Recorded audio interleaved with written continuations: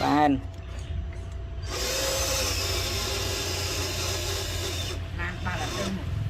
ngay phía chứ ấy từ đâu chất nó thì nhô hong office ai lên 7-4 mét lẹ bàn hòm hòm tập lại yên luôn phê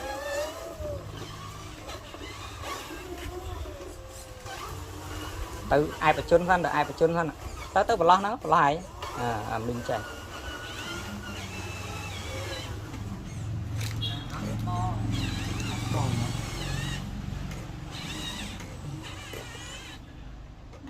tầm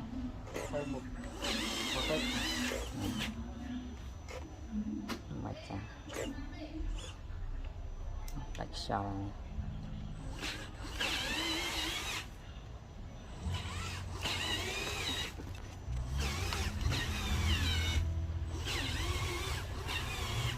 chôn thử đây thắng